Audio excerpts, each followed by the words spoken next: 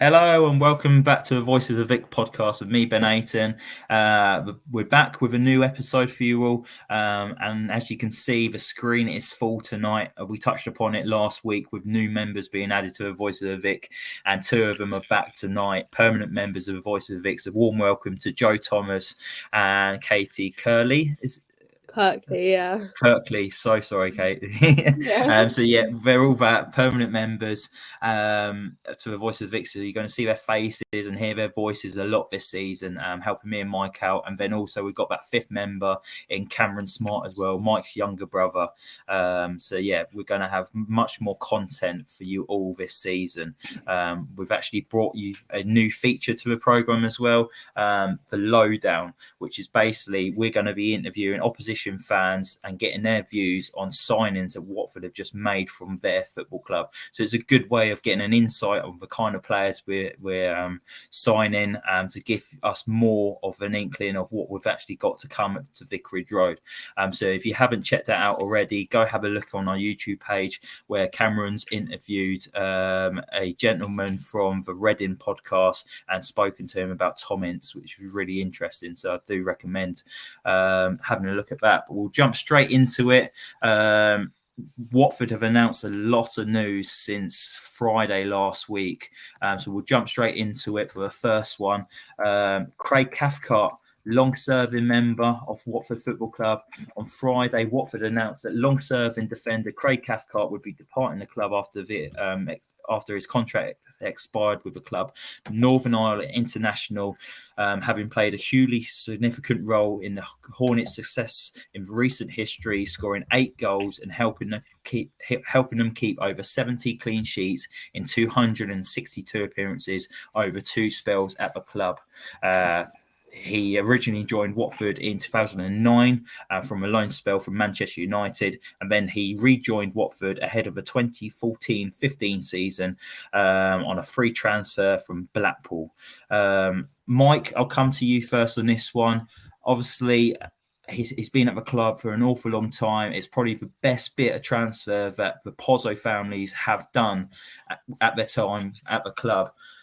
Are you sad to see Craig Cathcart go? Do you think he could have maybe had a role to play with at Vicarage Road this season, or is it time to maybe move him on? Yeah, I think it's the right time to move him on. He's been a fantastic servant at the club, and I cannot fault him. You know, he's got Watford in his heart, and I think he's shown that with ever since he's been at the club. You know, a bit like Tom Cleverley, who we'll talk about in a minute. You know, he does split the room, especially recently. You know, many fans saying, should he really still be playing, and should he have played as much as a part as he has done recently? But for me, every time he puts on that Watford shirt, you can tell he cares. He gets it. He gets the club, and he's had to play out of position, and he just gives 100%. And recently, players like that have been hard to come by for Watford. So I'm absolutely gutted to see him go. But like you said, I think it is the right decision. If we're having a bit of a rebuild, you can't really be sort of clinging on to players like that. But I mean, I wouldn't have been mad if we kept him for like a year or two, and then just had him sort of behind the scenes experience. As we all know, the Championship's a long old season, so we could have used him midweek games. It's relentless in the Championship, but so many good memories of Cathcart in a Watford shirt, that picture being one of them. You know, and he'll go down in Watford folklore 100%. And I'm gutted he's leaving, and whoever he goes to next, he's picking up a very experienced, very good Championship defender. Yeah, I think he's been linked with a move to Ipswich Town. So he potentially could be rocking up at Vicarage Road next season. Caity, I'm just flicking through a few of the photos of Craig Cathcart and his spell at Watford Football Club. What would you say your probably favourite moment of his has been in that yellow shirt? Well, actually, the first pick, the one of the, yeah, that one. I'd probably say I remember that so clearly, and I remember when he scored, like I was like had chewing gum in my mouth, and I literally like swallowed it because I was cheering, and I literally started choking in like the crowd because we were celebrating so much. But I would definitely say that's probably one of my favorite. When I think of Craig, I do think of that. But again, like Mike was saying, every time he's come on the pitch, he's put in like 110%, every game. I mean, yeah, recently it's different, but before, he obviously cares so much about the club, and he does seem like a really nice guy. Like when he does that Irish dancing in the promotion vlog, that was, it just shows like he does seem like a nice guy. So I am sad to see him go as well. But again, I think it's the right time. Yeah, and Joe, do you think that's what we'll probably miss around London Colney Training Ground? It's not just the player and how experienced he is, but it's actually the character of the guy as well. And you heard about him being the actual the Joker in the changing room, and because you don't actually see a lot of interviews with Craig Cathcart, but the players have got a lot to say about him. Do you think we're going to miss that part of Craig Cathcart? And also, what's your favourite memory of him in a Watford shirt? Favourite memory has to be, I'm gonna have to say Birmingham overhead kick in that promotion season. That was a huge goal. If we hadn't have scored that, we wouldn't have been in the position we were in towards the end of the season. He come up with I can only be described as a worldie, I think, at the time. Yeah, in terms of what he brings to the club, I mean, he's what we call a leader, isn't he, in the dressing room? I think he's going to be sorely missed by everybody. He brings a lot of character, a lot of charisma to the team. Like you say, no one really has a bad word to say about him. He's always been really great when he comes out. I've seen him with the fans, and the fans absolutely love him, and he's always got time for people. So yeah, he's definitely going to be missed. I was on the fence, I'll be honest. I would have been, like Mike said, if he'd have stayed for another year and been a squad player for this year, I wouldn't have been disappointed, because he's great to have. And I think if we're going to get some people that are maybe a bit inexperienced in the Championship, it would have been good to have him around. But, if he goes to someone like Ipswich, they're going to get a great player, aren't they? So good luck to him, and all the best for the future.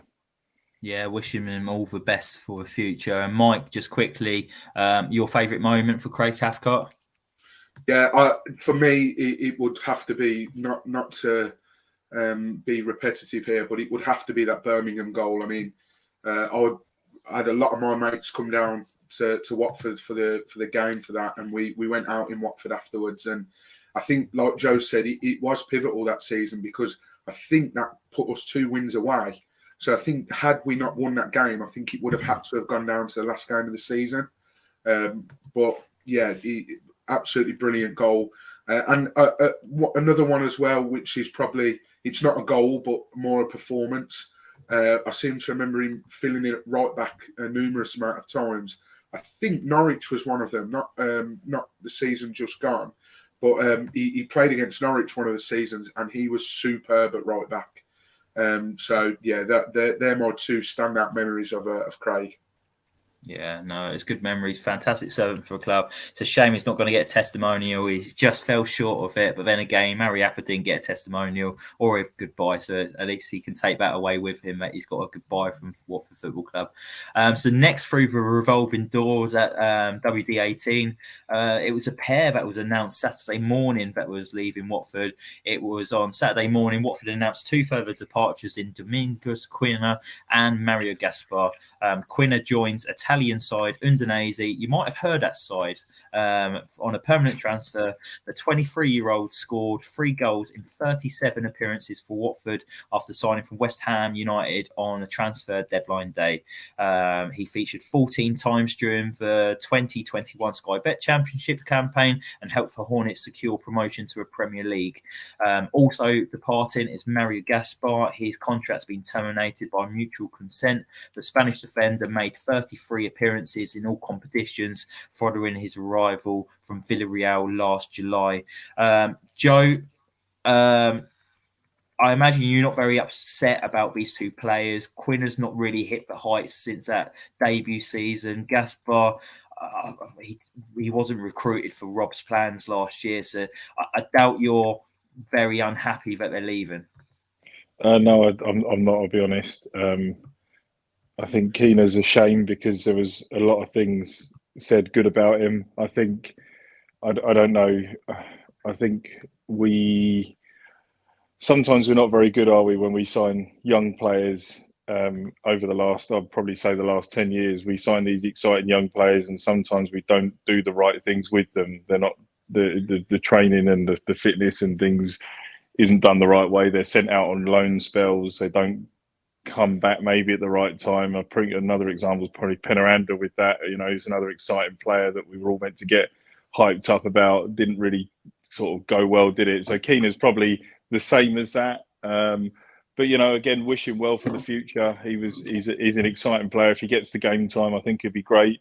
And Gaspar, I've got to say, I was a little bit excited when we signed him, thinking that he would be a good replacement for Firmino. When you looked at his stats, he was captain for Villarreal for 9-10 straight seasons, made like over 300 appearances, and you think, crikey, why has he come here?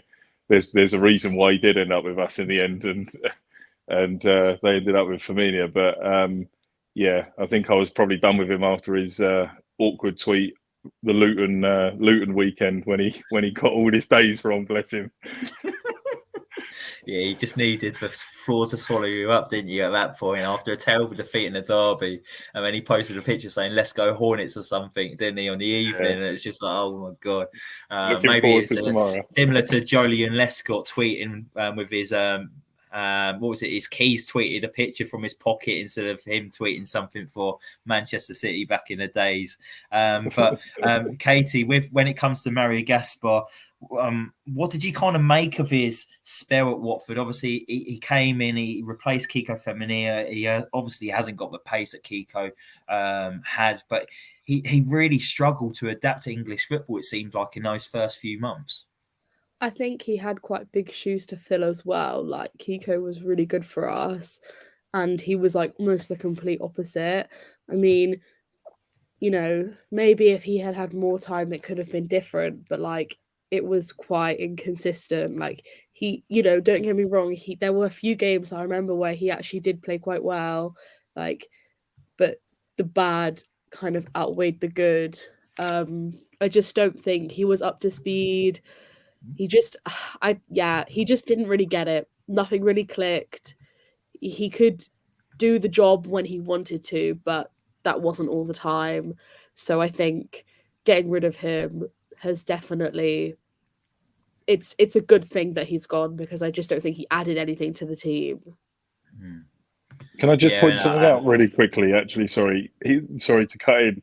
When he played in centre midfield on a couple of occasions, I actually thought he did better in centre midfield in those games we were desperate than what he did at right back. So to give him some credit, he was actually good in midfield. That game against Norwich where he had to fill in, that was unbelievable. Me and Cam went to that game and he was outstanding that game. He almost scored against Birmingham as well early on in the season, and it got cleared off the line. Just completely... Yeah, you can see why Villarreal weren't keen to keep him. It wasn't just that he played centre midfield away at Norwich where we won. He actually played centre midfield and partnered Leonardo Bacuna in midfield. I think that's what shocked the majority of the Watford fans as well. But Gaspar actually played in the midfield too with Bacuna, and we actually picked up 3 points. And it was just like, what on earth has happened? This Norwich side is really shocking. But yeah, I think Sean Stewart's popped up with a comment saying Gaspar has to be the oldest 32-year-old I've ever seen. He was so off the pace, and he did get rinsed a few times with his pace down that right-hand side, Mike, didn't he? But like Joe alluded to there, his better performances maybe were in midfield because he didn't have to use his pace as much as what he would have done over on the right-hand side. But yeah, look, at the end of the day, he's an experienced player, isn't he? You like Joe picked up on, you don't spend 9-10 years as captain of Villarreal if you're a crap player. He's got experience. It's just unfortunate that he doesn't have experience in this league, and they're gambles that you take sometime. I mean, we know more than anyone. You look at when the Pozzos first come in, how many of those they shipped over from Granada and Udinese. And some had played in the Europa League, Champions League through Udinese, and some made the cut and some didn't. And unfortunately, Gaspar falls in the bracket of not making the cut. But yeah, as you rightly point out, I mean, I'm still in shock to this day. And Norwich away was way back when. but him and Bakuna, they midfield maestros against Norwich that game. But he used his experience very well there. I thought he played a very clever game. But the one thing I'm happy about then is we've acknowledged that he's perhaps not had the best season, and we've got rid of him. Too many times in the past, a player hasn't done very well, but we've kept hold of them. And you're sort of thinking, well, for what reason? Is it because we can't be asked to get someone in? We don't have the finances to get someone in? We're slowly seeing things change, and we're getting rid of players that you wouldn't expect us to get rid of in the past. And we are now finally having that rebuild, which is probably about 3 years overdue, but it's happening. So can't argue with that. Yeah, just quickly, I know Caity missed the episode last week when we talked about the fans forum, and I mentioned that I was actually sat next to Caity for that. And I spoke about how I felt about the meeting. But just quickly, Caity, when you came out of the meeting last week, did you feel a bit more reassured with what the transfer strategy for this window? Because obviously they was alluding to saying what they was going to do with tailoring players to what Ismail actually wants for his squad. But at the moment, it's actually looking like they're actually getting rid of maybe a lot of deadwood in this squad, which won't be fitting into the style that he's looking to play next season. Are you feeling a bit more reassured coming out of that meeting and maybe seeing what we're actually done in the last week? I mean, like, I remember one of the questions they did say, like, they were looking to, like, relieve all the, like, old players who were on too much of a high contract. But, like, I was kind of like, okay, yeah, like, cool.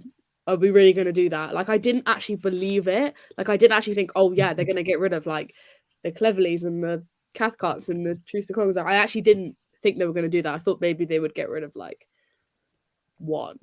But I didn't come out of the meeting reassured about that. But now I'm like, oh, they were actually being serious. Like, yeah, that's what they meant. And I do think it is quite a positive thing of what they're doing. Like, we've all been calling for this for like the last 2-3 seasons even, and now they're finally doing it. Yeah, there's a lot more to be done, and if you get rid of the players, you have to bring in the players. So, you know, it's not all okay, well, yeah, let's just get rid of everybody, because if you look at our squad, like, it's quite small now, and we have lost a lot of experienced players.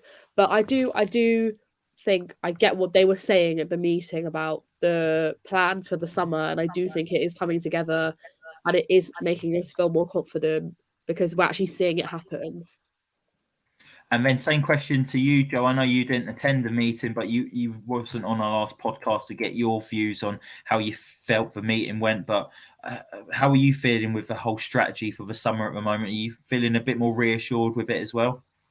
Yeah, I'd probably say so. I think it's good. Like we've been saying the last week in our chat that it's great that day by day you're seeing another player that you probably don't think is right for the squad anymore going, and you think this is great that we're starting to build something around what Ismail wants and what his coaching staff want as well. So yeah, as I keep saying, hopefully this guy will get time. Hopefully we'll give everything he wants. We'll get the players in he needs, and we'll give him the time to implement everything in a reasonable time frame rather than 10 games this year. But yeah, no, go. But like you say, definitely reassured, and everything that's happened so far is a positive in my opinion so far. So yeah. And Mike, I'm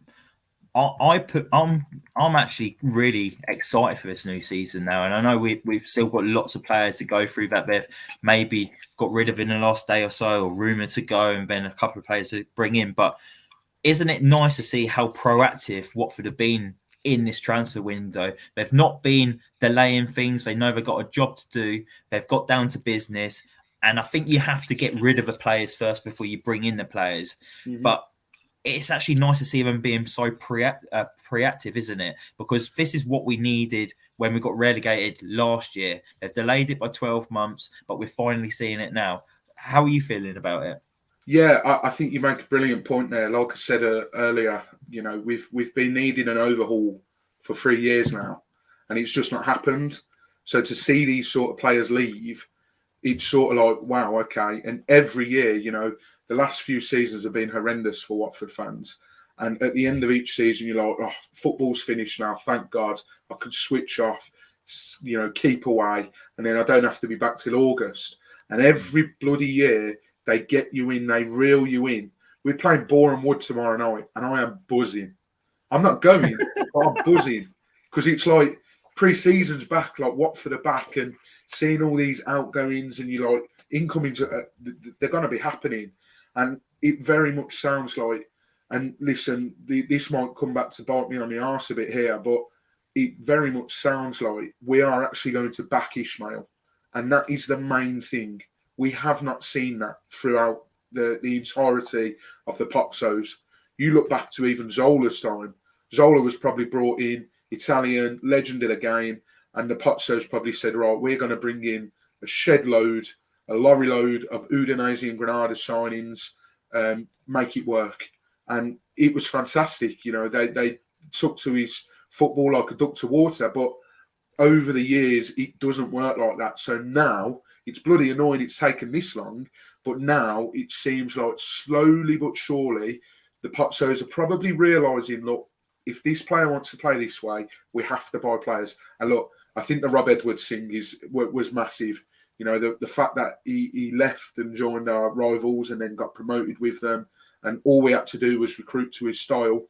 The Pozzos probably won't admit it, but I think that was a real kick up the arse for him. So, I'm buzzing for this season. I really, really am, and it's barely even started yet. So I'm looking forward to it, and hopefully tomorrow we might have a couple of new signings, because at the moment I don't know what team they're going to be putting out. So it'll be interesting to see. Yeah, don't worry, guys. I'm still here. My screen has frozen. Hopefully, you can still hear me. But yeah, I think you must be the only guy in the UK that's actually excited for a fixture against Boreham Wood. I'm not excited with a £15 entry fee. That is criminal. I didn't actually know it was £15 since Caity put it in the group chat the other day, and it has put me off wanting to go, because obviously it's just so expensive nowadays with everything, isn't it? And I'm like, £15 for a friendly, I'm not going to do that. Save my money for the away days that are coming up in the season. But yeah, we'll move on to now another fantastic servant for a football club in Tom Cleverley. So he was announced a few hours after Gaspar and Quina leaving that revolving door. Watford announced that club captain Tom Cleverley is retiring from football as a result of injury at the age of 33. The midfielder has had a dreadful run of injuries, which has limited him to just 4 appearances last season. His final outing for the club coming as a substitute in the home game against Blackburn Rovers in February. He made 181 appearances for the Hornets, including a loan spell in the 2009 and 10 season, where he picked up the Player of the Season award. He then joined the club again in 2017 after a permanent move from Everton. Cleverley went on to score 19 goals for Watford Football Club. Caity, I'm going to come to you on this one. Fantastic example of a pro footballer in Tom Cleverley. He left his all on that pitch. Some might say he left his Achilles on this pitch after that injury against Burnley. But how do you feel about Tom Cleverley going? Obviously, he's had to retire as well, so it must be gutted for him as well. Yeah, I think it's similar to like Cathcart, like in the sense that like it was the right time, and obviously with Cleverley, like his body just could not keep up. Like we were saying, the Championship is a really tough league. Like it was clear when he had his bad run of injuries, and then he even injured himself coming on as a substitute. Like, you know, that's when you know it's bad. Like not as a substitute in the warm up, or he was literally like warming up and then he like injured himself and he had to go off. I think it's a shame that he's had to retire, but I think he can retire and look back. He's had like some great memories. You know, he's been all over.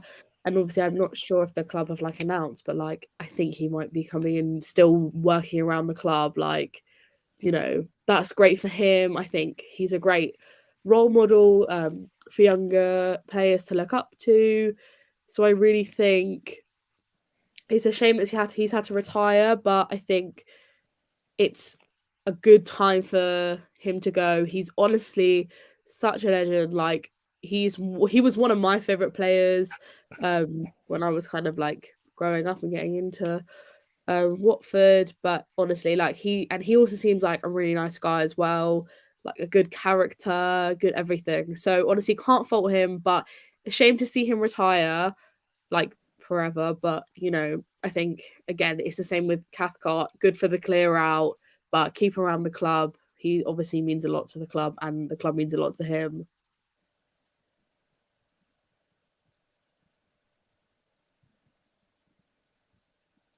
Ben's on mute at the moment. I don't think he realises. How about now?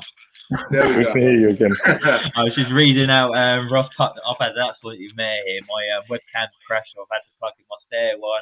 Then I've muted myself. I'm having an absolute mare. I'm having a Mario Gaspar. Let's just call it that. So yeah, Ross Putnam says that Clev's a Watford legend, gave everything, and I hope he is just being kept on as a coach. And Caity alluded to it there. Watford said that Watford Football Club and Tom will release a statement soon with some exciting news. I've heard that potentially under 18s coach with Charlie Daniels moving up to the under 21s.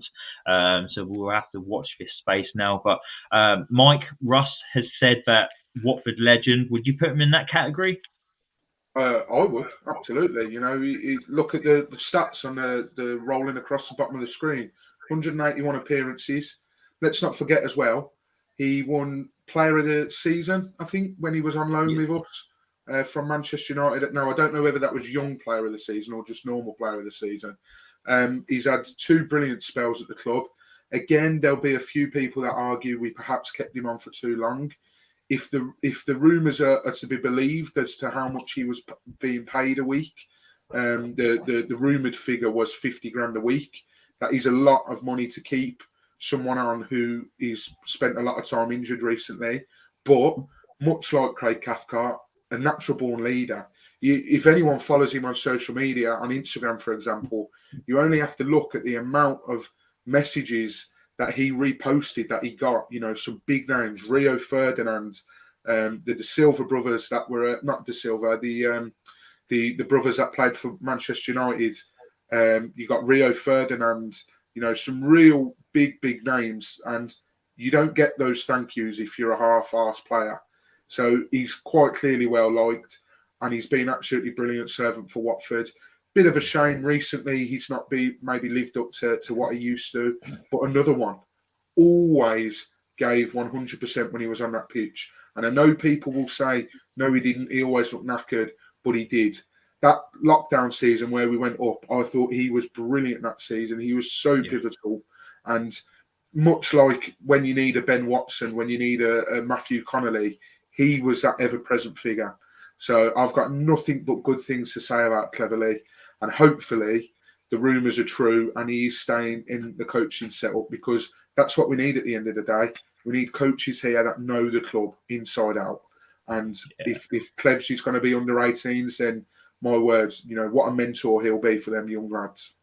Yeah, it'd be fantastic to see him staying at the club. And Joe, what would your favourite memory be of Tom Cleverley? I've got a picture up here of him being that young boy. He's travelled to Watford from Manchester. He's probably left Manchester for the first time. My favourite memory is nothing from his footballing days. It is maybe pointing to Lloyd Doyley and showing him where the crowd was when he scored that first goal. But that's probably my favourite moment of his. But what about you? There's so many to pick from Tom Cleverley. I've probably in the message I posted on Instagram to him, I think, thanking him. I think Arsenal at home in the Premier League in the last minute when we, I mean, it was absolute carnage in the Rookery when that went in. That was a special moment. But you know what? When he came to Watford in 2009, he was only 18, and we actually had him and Henry Lansbury in the same season. It was frightening just how good those two players were for us that year. And I remember saying, I mean, he got injured towards the end of the season. I think it was like March time, and he ended up on crutches for the remainder of the season. And it was touch and go whether he'd play at the end of the season, and people were gutted he didn't get to come on the pitch and say goodbye. But as you saw from that photo I posted in our group chat last week that I got with him outside the ground, he always, even at 18, being a young lad, had time for fans, had time for people. And yeah, he'll be sorely missed around the club. But if he's a coach, then fantastic. Like Mike said, he's going to be a great mentor, and they will learn a lot from him. So good luck to him. Caity, what would your favourite Tom Cleverley moment be? I was literally going to say the Arsenal at home game as well. I just remember being literally like nearly thrown down like 10 rows. No, the atmosphere was so good that day. And yeah, it was great. And what about you, Mike? Just to be different, I'll go with the Crystal Palace. I think that won us the game, didn't it? Cool. The volley. Yeah, the volley in the FA Cup final season.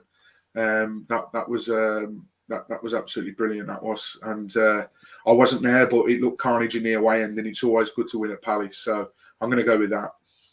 Yeah, definitely. I was there for that one. A fantastic goal, and for him to get his foot over a ball as well, because it was at such an awkward height for him as well to get him on target, and it was so close to the angle of the goal as well. For him to find that spot was just fantastic. And another thing about Tom Cleverley as well, he brings that leadership and everything onto the pitch. But I don't know if you've all noticed, whenever a goal went in but Watford scored, he'll be the first one over to celebrate with the players as well. So he kind of brought that togetherness, and he was always there supporting his teammates. Yeah, he will be missed on the football pitch. Obviously, his legs have gone, but it'd be great to have him in around that training ground still. So I'm looking forward to seeing what his future holds going forward. So we'll move on to a player that's departed this evening, actually, and it's William Troost-Ekong. He's actually joined Greek top flight side. I'm going to butcher this because I've never said it before. Is it PAC, Mike? I think that's how you say it. Yeah, PAC. Yeah, all right. I've done all right then. PAC for an undisclosed fee. The 29-year-old made 68 appearances during a 3-year spell with the Hornets, having arrived in September 2020. During this season, the centre-half was a key part of a record-breaking defensive unit that conceded only 30 goals in the 2021 season, the joint fewest in the Championship history, and Watford's lowest ever tally as the promotion was secured. I'll come to you on this one, Mike. He's not really been in and around the team for a while. He was kind of used as a bit of a scapegoat by a lot of Watford fans. It's never really, I know we've said about the defensive record that he was involved in, but other than that, it hasn't really worked out for Troost-Ekong at Watford, has it? Not as much as he would have liked, no. And it's a real shame as well, because he's a Watford fan at the end of the day. So he's going to want to, play for his boyhood club. His family are all season ticket holders, and he's going to want to do better, more than anyone else. He's got the club ingrained in his heart.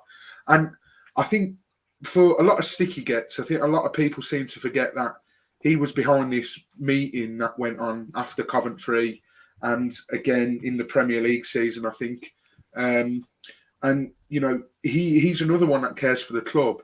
But with that being said, there was that first season back in the Premier League, in that picture you're showing there, that season, it was quite clear that he was out of his depth a lot of the time. I seem to remember Brentford away, where we completely ballsed it up. We scored, Dennis took the lead, and I think it was him, it was Troost that gave away probably the most stupidest foul I've ever seen, like so unavoidable and so there was no need to go diving in as well in the last minute, and Brentford went on to win the game. But it's all well and good being nice, but being nice gets you nowhere in football. Unfortunately, you can have all the nice characters in the world, but if they're not good enough, they're not good enough. And unfortunately, Troost hasn't been. And his confidence took a knock. He come off social media for a prolonged amount of time because of the abuse he was getting. And he just didn't look the same after that wobble that he had. And he got dropped, obviously, and found it tough to sort of break back into the team. But I believe his loan spell in Italy was relatively successful. And I wish him nothing but the best in Greece as well. Yeah, definitely. And I know, Caity, that he's probably wasn't the best of footballers, but he had a lot to say in the dressing room for Watford. He was a massive part in Watford getting promoted that season. How do you feel about Troost Aiton? I mean, now that you say he only joined in 2020, why do I feel like he was here for like 5 years? Like, it feels like he was here for ages, and he was only here for like I don't know.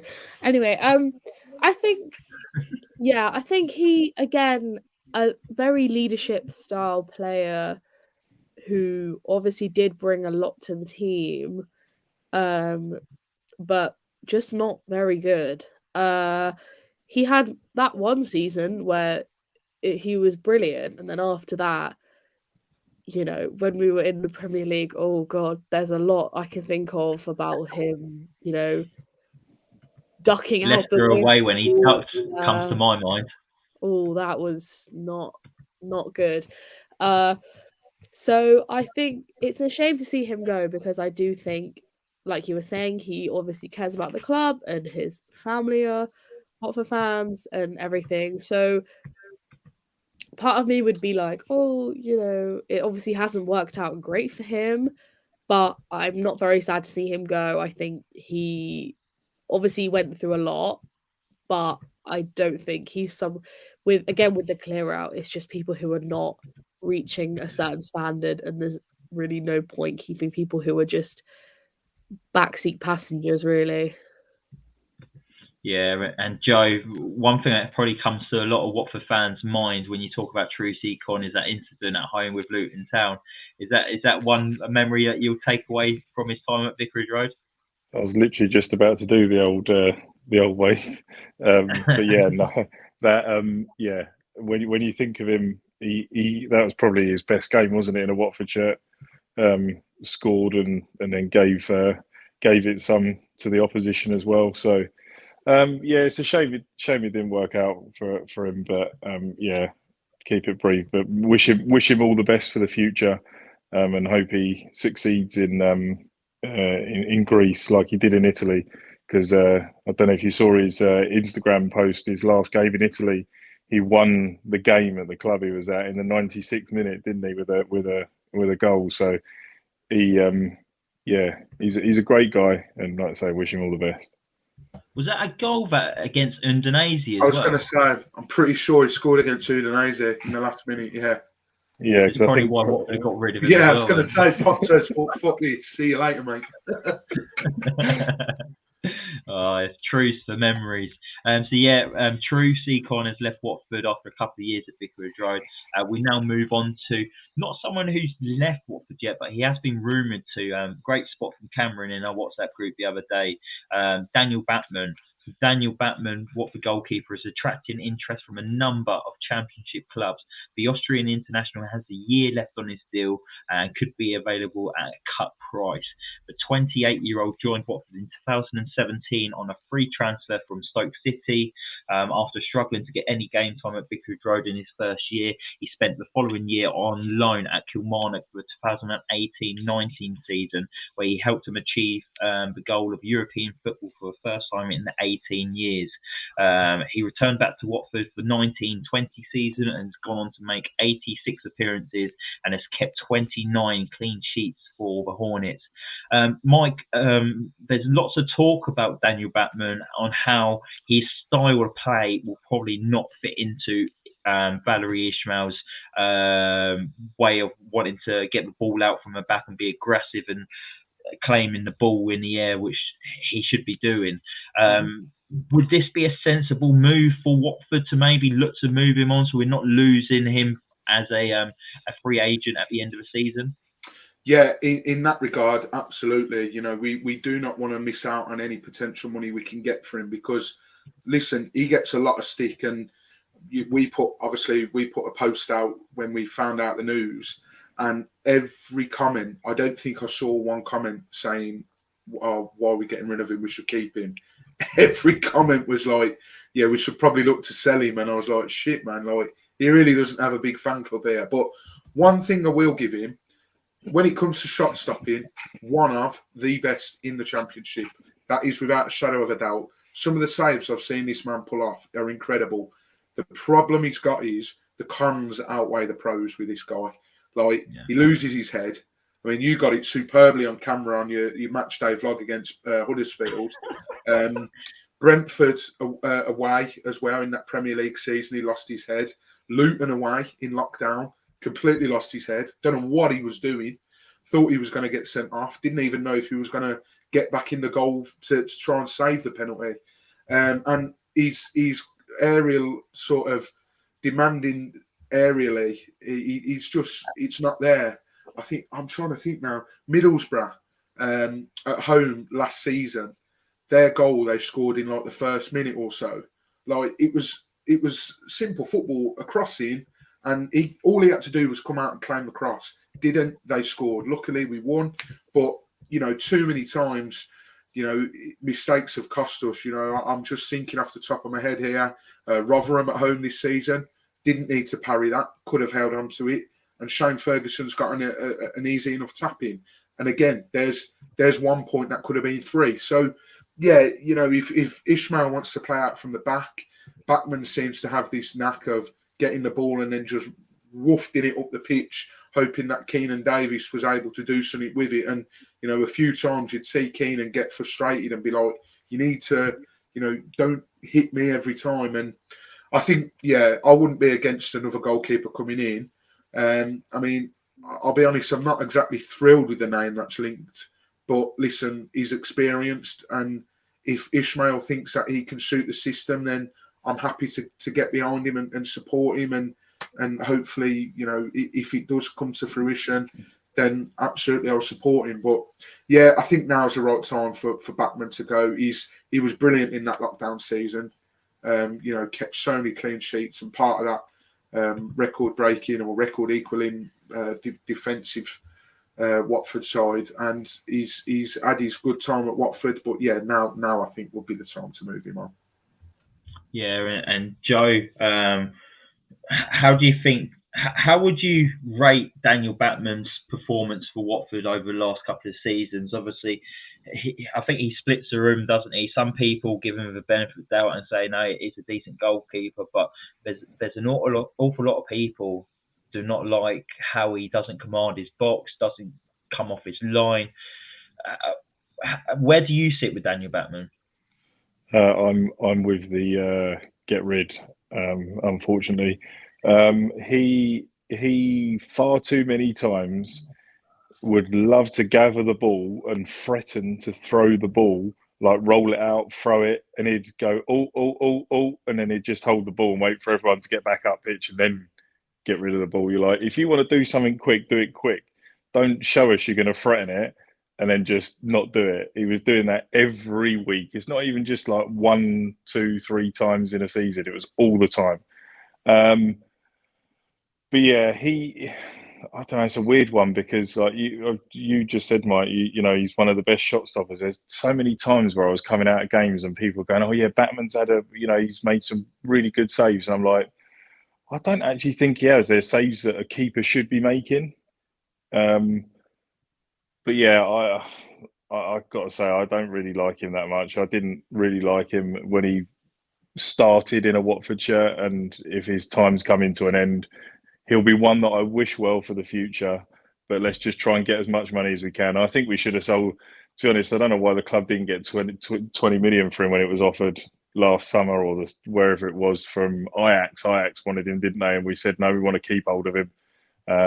So yeah, bit of a waste that. We could have been quids in there and getting a better keeper now. But well, they would have only just wasted it on a goalkeeper that don't play, just like Maduka Okoye, that's true. which we have got in the background.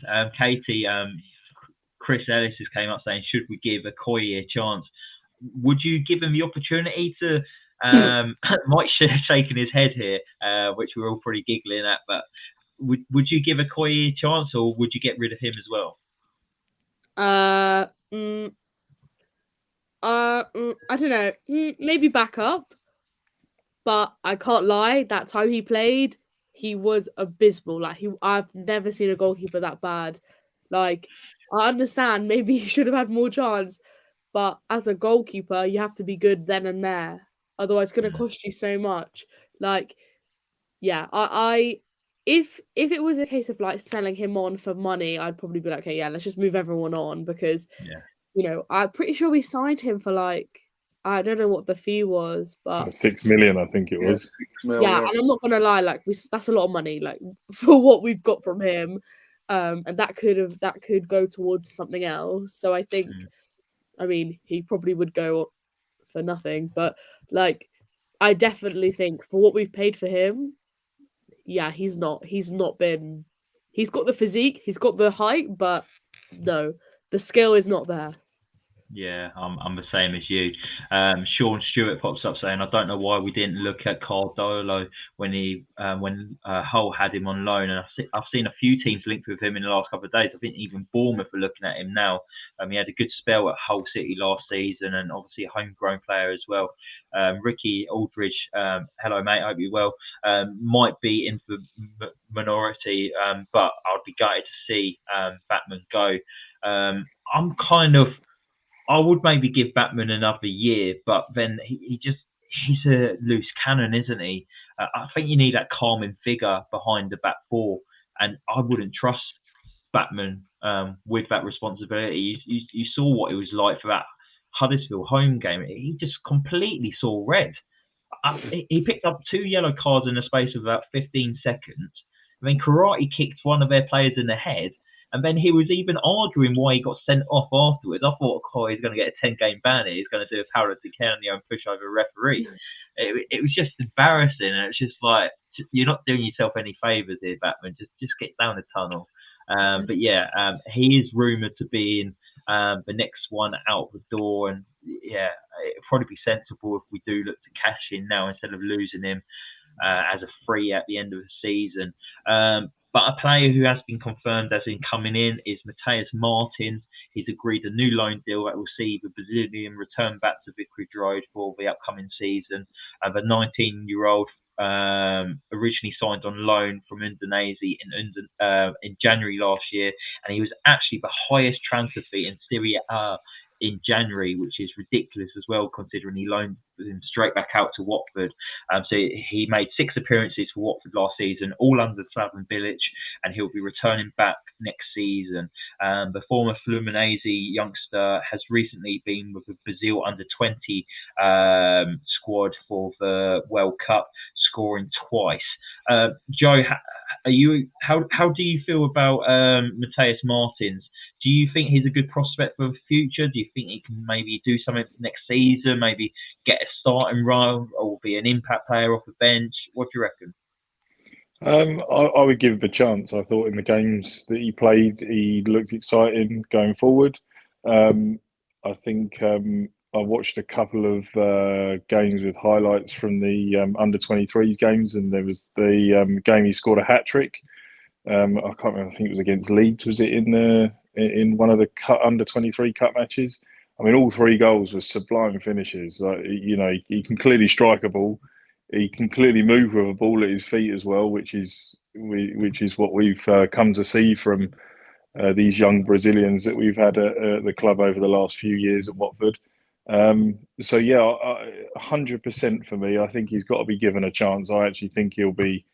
I think he'll be a big prospect, and I think if he does well, I think he'll probably be another one at the Pozos in a year or two if he hits the dizzy heights of Richarlison, and João Pedro will probably be another one that moves on for a 30 million plus transfer fee for the Pozos in a couple of seasons maybe. But yeah, give him a chance this season for me. Yeah, and we'll move on from Matthias Martins to a guy who's been rumoured to a move to Vicarage Road. Watford are in advanced talks over the signing of former West Bromwich Albion midfielder Jake Livermore. The former England international is a free agent following the expiry of his contract at the Hawthorns at the end of June. The 33-year-old is currently training with Watford with a view of finalising a one-year deal. Livermore would bring that added experience to the team following the departure of Tom Cleverley. He has had more than 200 appearances for West Brom, including 37 last season. He began his career at Tottenham Hotspur before loan spells at Derby County, Ipswich Town, and then Leeds United. And then he's also had a stint at Hull City before moving to West Bromwich Albion. Mike, there's lots of mixed reactions about Livermore potentially coming in. How do you feel about this potential arrival? On one hand, he is an experienced Championship player and he's a leader. I've got a mate who's a West Brom fan, and as soon as I heard the news, I sort of said, you know, what's the crack? And he said, bad signing in my opinion. He's obviously still got the touch and pass of a decent player, but his legs went about 3 years ago and he can't keep up, especially in the Championship. And he went on to say he has been a good player and he has been good for them, but he's not sure how he got the move. And he also said, though, just to weigh out that negative response I got from him, he said he's a good influence on the dressing room, in the dressing room and on the pitch, always very vocal. So, you know, it sounds like we're getting a leader, someone that always talking on the pitch. And we've just lost two leaders, natural leaders in the form of Cathcart and Cleverley. So, listen, do I expect him to play week in, week out? No. Would I be annoyed if he did? Yes. But he's an experienced Championship head and he's a leader. So I'll back him. If he comes in, I'll back him 100%. Yeah, he would bring back leadership skills for him, for Watford, which we are going to be missing from obviously Cathcart and Cleverley. But Caity, who would you throw the captain armband to in the summer? You wouldn't give it to Livermore, who's just came through for the door, I imagine. Would it be a current Watford player? Yeah, it would probably. It's so hard because like my mind automatically goes to like Porteous or someone, but because like apart from him, I literally can't really think of anybody else. Because you wouldn't want to give it to somebody who's just come in because they don't really like know that like they haven't been here. So I think Porteous, because he just gives like leadership vibes. He just gives I just get that from him. Everybody else, I'm not 100% sure. And because we've kind of lost all our like captains, you know, we lost, you know, Zhao, Cleverley, Cathcart. There's not really anybody else who like my mind kind of goes to. Yeah, not Cabaselli. No, but it will probably go to him. Like I'm not gonna lie, it will probably go to him. I wouldn't pick him. You know what? I was thinking about it earlier, and I was thinking, we've got rid of Clevs, we've got rid of Cathcart. Cabaselli's been at the club for a long time. Is he going to fit Ismail's style of play? Yes, because he's more comfortable with the ball at his feet. He can bring the ball out from the back. Is he going to start week in, week out? If we play a three at the back, most probably. Is he going to get the captain's armband? Probably. but us fans wouldn't want to see that, because obviously there's lots of like disappointment when you hear the name of Christian Cabaselli, of what he's produced on that football pitch lately. But wouldn't it just be our luck that we've going to announce a new club captain, and then it'll be like, surprise, Christian Cabaselli, new club captain. Joe, where would you stand on the new captain for Watford this season? Would you maybe give it to the likes of maybe Jake Livermore, who comes in? He's obviously captain West Bromwich Albion in the last couple of seasons, or would you give it to Ryan Porteous? But also, it's great to see that Watford's bringing in that leadership skills that we've all been crying out for. We need those leaders in and around this squad. Yeah, I would, you know, as Caity just said, I would probably I'd probably go with Porteous, 100%. When you see him playing for Scotland, he is so commanding at the back, and you can see that he's going to be if he's not a captain this year, I can see it being in the next couple of years if he's still with us then.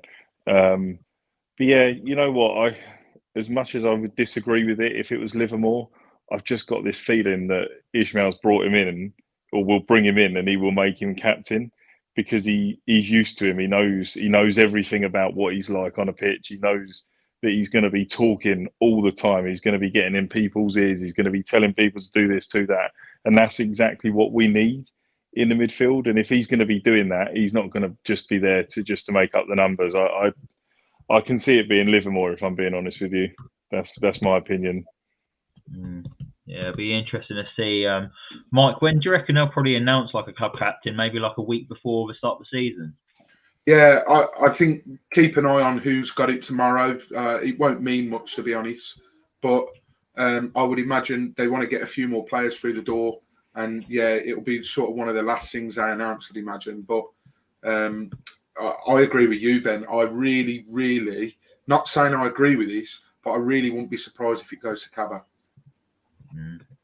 Yeah, same. I think it's in his final year of his contract as well. So I wouldn't want to give someone who's got 1 year left on his contract the captain's armband. It just doesn't make sense to me. But then I was also thinking, now Craig Cathcart's actually left the club. Who is our longest serving player now? Like, if we just have a quick think now between ourselves, I'm thinking it will probably be Christian Cabaselli, and then it might be maybe someone like Ken Sema. I can't really think of anyone else that's been at the club for an awful long time, unless someone I just can't think of. Any of you can think of anyone? Now that Cathcart's left, he was the last remaining one from the promotion team in 14-15.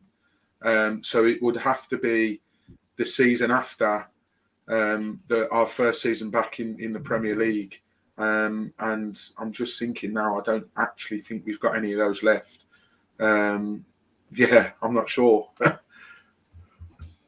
Caity, Joe, is anyone come to your mind that's probably the longest serving up there with Cabra and Sema? I'm trying to. I mean, we're talking what, maybe 4 or 5 years. Sal's been with us for what, 4 years now? Or imagine if it's now the Sal. He was, because it was pre-COVID. It was the year before COVID he joined, wasn't it? So yeah, I think like January 19, maybe that spring. So I could be totally wrong there. But I can't. No, I genuinely can't think who's. We'll probably go with Cabaselli and Ken Sema then, maybe, because they were both in and around the team when we had that FA Cup final running, and then I know we've changed our squad a lot since then. Sorry to interrupt. I've just checked, and the longest serving is Christian Cabaselli. He joined on the 1st of July 2016. And then the second longest is Daniel Backman. He joined a year later, 1st of July 2017. And then it's Ken Sema. And then, believe it or not, the fourth is Tom Deli Bashira. Right, brilliant, fair enough. And then we got Russ Pottenham actually came up and confirming as well, saying Batman if he stays. So yeah, it's been the second longest serving player of Watford, but just shows how much of a turnaround we've had lately, and all these players been shifting out now. It really gets rid of those deadwood players that we have had in and around the side that we've had on long contracts for an awful long time at the club, and now we're looking to move them on. We are just going to wrap it up very quickly. And it was news that broke earlier on this evening. It's Cisco Munoz has been revealed as a new Sheffield Wednesday manager. The 42-year-old has succeeded Darren Moore, whose Sheffield Wednesday's departure was confirmed 21 days after he guided the club to promotion via the League One playoffs. They literally won the game with about 30 seconds left to go. I can't believe they made that change still, because he worked wonders at that club. They were 4-0 down in the first leg against Peterborough United. They turned it around at home. and then they sacked him after 21 days after promotion. But they replaced him quickly. They've got Xisco Munoz in. He spent 9 months in charge of Watford between 2020 and 2021. He guided the club to promotion. He came in and guided us to promotion. I think he joined the club about December. First game of the season for him was at home to Norwich City, where he picked up a massive victory against them. But yet he's now in charge of the Owls at Sheffield Wednesday. Joe, do you see this working well for Xisco? They've got owners that are, I don't think they really back their managers fully. Do you think he's going to get the time that he needs to maybe implement what he wants from his team? I'll be honest, I was really, really shocked. But then seeing some of the names that they've had linked there over the past couple of weeks, I've seen that the guy that they had before, is his name Carvajal? Was there before? Is that Carvajal was linked again? Paul Ince was linked with the job. Stephen Gerrard was linked with the job. So they've had a fair few names, and then seeing it was Munoz earlier on was just a big surprise. I don't know, if I'm being honest. It's one of those where, like you say, the owners don't really, from what I've heard, they don't have much involvement in the club. They're overseas a lot. They don't really get involved too much. It's the complete and utter opposite to what the Pozos were like at Watford. So they were in and around the training ground all the time. He's now going to have owners that he's probably going to see maybe once in all the time he's at the club. But good luck to him, and they're a well-supported club. They'll back him, I'm sure, and hopefully, I want to see him do well. He's a great guy. Probably one of my favourite managers at Watford over the last 10 years, if I'm being honest. So, yeah, good luck to him. Yeah, no, Caity did fantastic with Watford when he came in. I think the squad were lacking that belief. There was lacking the togetherness. Xisco came in with his personality, bubbly personality, his big smile, the presence he brought to the team. It just lifted us, didn't he? And it was exactly what we needed at that time. And then it just unfortunately didn't work out in the Premier League under Xisco. But he's definitely going to give the Sheffield Wednesday players his personality and try and lift them, won't he? He's going. Do you think he'll be a good fit for Sheffield Wednesday? I mean, I have to say, like, the time he was at Watford, apart from like the FA Cup like Javi Gracia period, he was definitely one of my the best football to watch.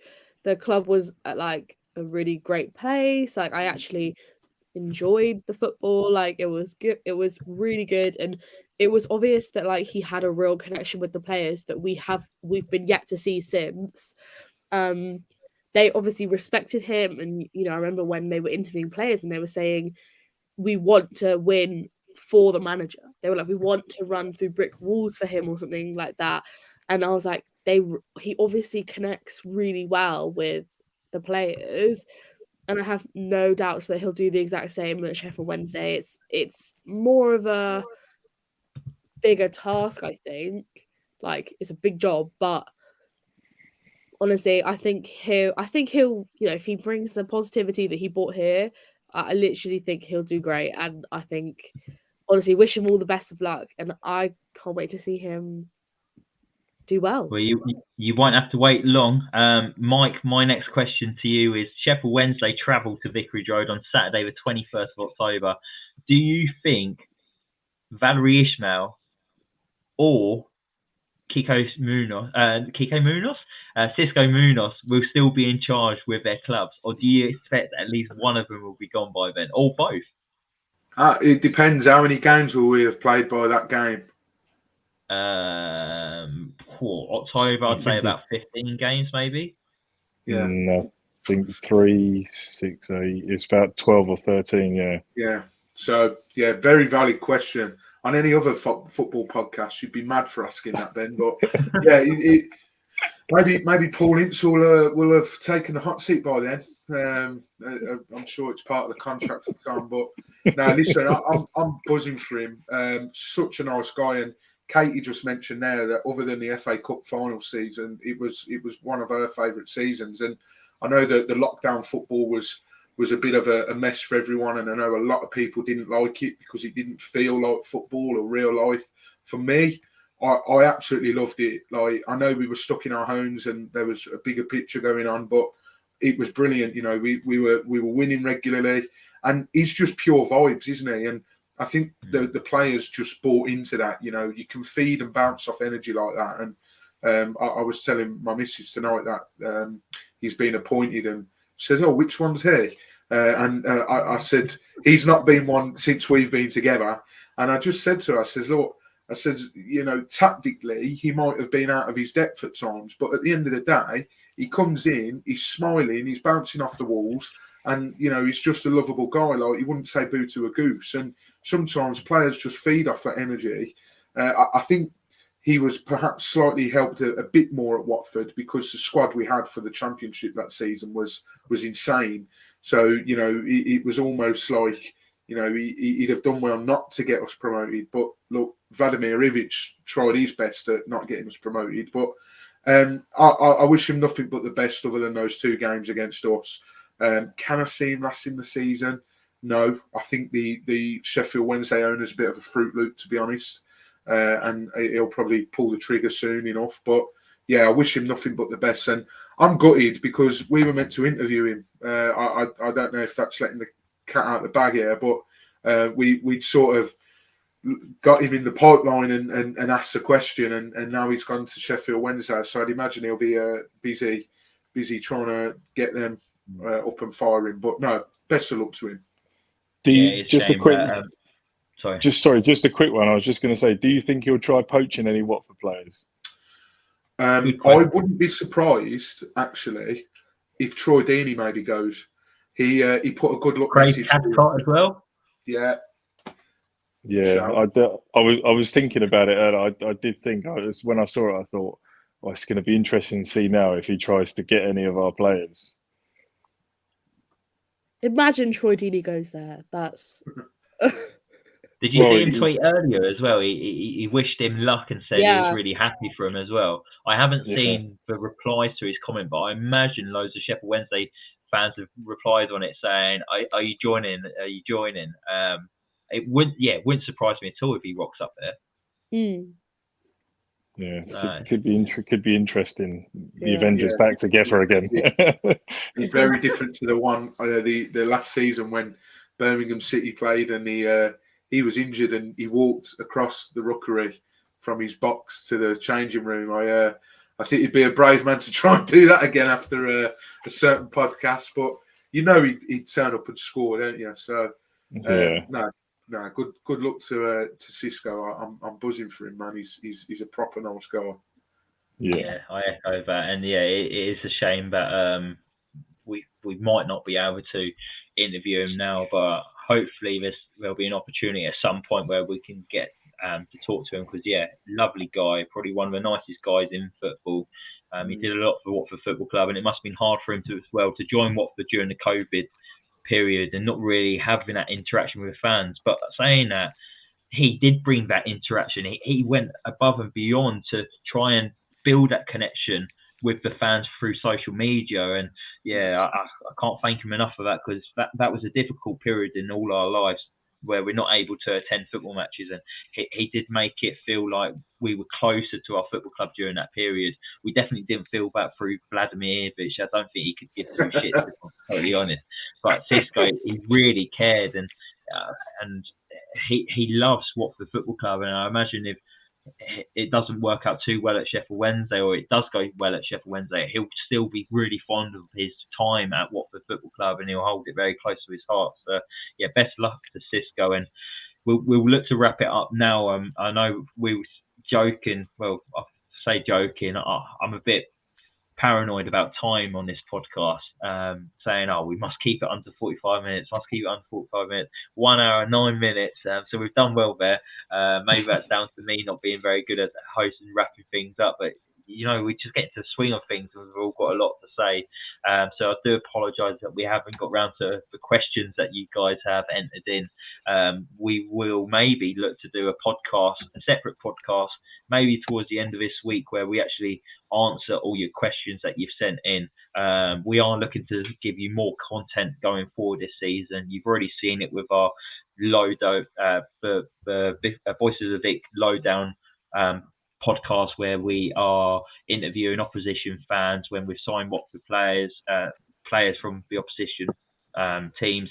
We're also going to be doing preview shows going forward as well, and then the review shows will be back as well. So we are going to give you guys lots of content going forward. So you can catch us on Spotify, Apple Podcasts, Google Music as well, and obviously YouTube, which we're recording on now. Make sure you hit those like buttons, hit the subscribe button, so you're notified when we're about to go online. And just quickly, a few comments before we wrap it up. Uon's TV Pete from Do Not Scratch Your Eyes, he says, "Hey guys, loving the new lineup and content, top stuff. Hope you're well, Pete, and continue your good work with Do Not Scratch Your Eyes." And then we'll wrap it up there. Can I just say, Ben, before you wrap it up, a little bit of a plea? You mentioned there at the end to hit that like button and subscribe button. I did a bit of digging. I've had a bit of spare time on my hands recently, and a large percentage, of you guys watching this at home or wherever you are now aren't actually subscribed to us. It takes 2 seconds, and like Ben said, every time we go live, you'll get a notification. I'm subscribed, obviously, on my other account, and I'll get a notification to say we've gone live. Let's turn that percentage round of non-subscribers to subscribers. It means a lot to us. And as Ben said, there's going to be a lot of content put out this season. So hit that subscribe button. Yeah, and thank you everyone for your continued support. It does really mean a lot to me, Mike, Joe, Katie, and Cameron as well. And yeah, we're excited for the new season. It's a new season. We've got new members. We've got new content, and hopefully it will be a positive season for Watford Football Club. But yeah, we'll be back soon. Stay safe, everyone, and come on, you ones.